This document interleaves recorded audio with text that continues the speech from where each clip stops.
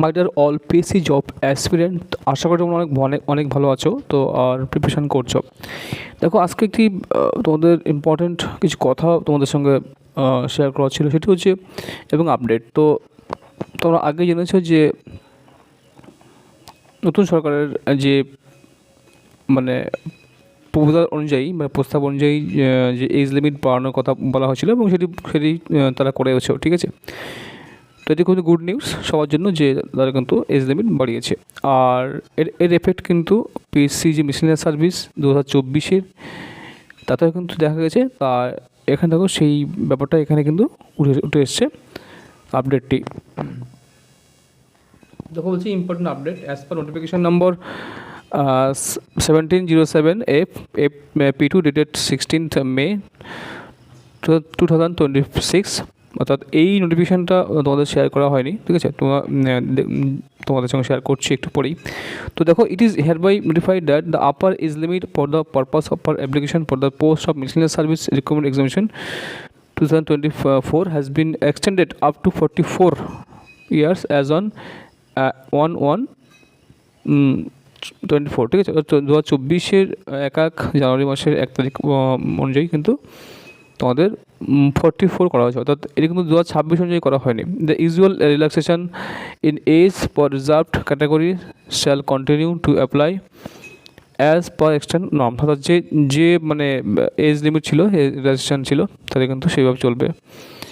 It is further notified that the last date for submission of online application has been extended to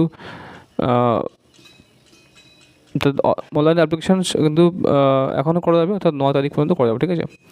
অর্থাৎ June মাসের 9 তারিখ পর্যন্ত করা যাবে, অর্থাৎ এটি কিন্তু একটি মানে দুটি আপডেট একটি দেওয়া হয়েছে, ঠিক আছে। দুটি খবর, ইম্পর্ট্যান্ট খবর বা নিউজ তোমাদের কিন্তু একটি মাত্র নোটিফিকেশনের মাধ্যমে জানানো হয়েছে যে আমাদের এজ লিমিটও বাড়ানো হয়েছে, ঠিক আছে। অর্থাৎ যে অ্যাকচুয়াল কিন্তু যে এজ লাগতো জেনারেলের জন্য, সেটা কিন্তু জেনারেল ক্যাটাগরির জন্য সেটা কিন্তু 44, এবং তার সঙ্গে যে এজ সিলেকশন যা আছে ST SC OBC যেরকম ছিল সেরকম কিন্তু আবার হয়ে যাবে, ঠিক আছে। তো আর এই যে এটা অ্যাপ্লাই করার লাস্ট ডেট কিন্তু চলবে কিন্তু সেই 9th জুন 2026 কিন্তু চলবে, ঠিক আছে। তো এখানে লেখা আছে ওটা 20th জুন কিন্তু ডেট আছে। অর্থাৎ এই কিন্তু আমাদের কিন্তু গুড নিউজ যে তোমাদের একটি মাত্র নোটিফিকেশন মাধ্যমে জানা তোমাদের খুবই খুশি খবর, যারা এখন অ্যাপ্লাই করতে পারেনি, ঠিক আছে। অনেকে কিন্তু অ্যাপ্লাই করতে পারেনি, ঠিক আছে। তো এটি বাড়ানো হয়েছে যে 9th জুন 2026 পর্যন্ত তোমাদের অ্যাপ্লাই করতে পারবে, সবাই অ্যাপ্লাই করো। আর এই যে এজ লিমিট এজটা বাড়ানো হয়েছে তোমাদের ক্ষেত্রে, তোমাদের কিন্তু এই সুযোগ তোমাদের কিন্তু এজটাকে তোমাদের কাজে লাগাবে, ঠিক আছে। অর্থাৎ যে 5 বছর যে বাড়ানো হলো এজ লিমিটটা, তোমাদের ক্ষেত্রে অনেকে যারা এজ পার হয়ে গিয়েছিলো তারা কিন্তু অনেকেই চিন্তায় বা ডিপ্রেশনে তারা চলে গিয়েছিলো, ঠিক আছে।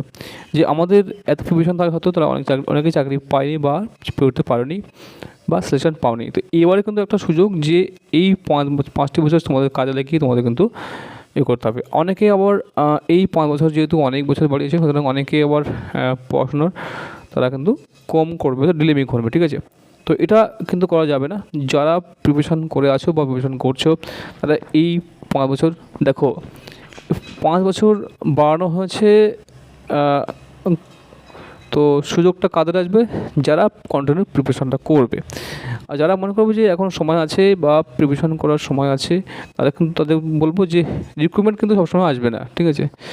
এই 5 বছরের রিক্রুটমেন্ট যদি নতুন সরকার যদি নিয়মিত বা রেগুলার এক্সাম কন্ডাক্ট করে নেয়, তাহলে 5 বছর তোমাদের কিন্তু ফ্রুটফুল হবে। আর তোমার যদি সেইভাবে তোমার পড়াশোনা করে থাকো, তো রিক্রুটমেন্ট কম করলেও তোমাদের যদি পড়াশোনা ঠিক থাকে, যদি প্রিপারেশন ঠিক থাকে, তাহলে কিন্তু তোমরা একদিন সিলেকশন পেয়ে যাবে, ঠিক আছে।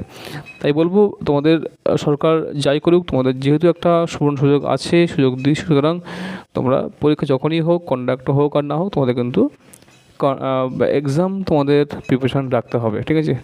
তোমাদের প্রস্তুতি তোমাদের নিতে হবে, এটা কিন্তু তোমাদের কম করলে হবে না, ঠিক আছে। এতটুকুই বলার তোমাদের, ঠিক আছে। ভালো করে স্টাডি করো, পড়াশোনা করো। Thank you for watching.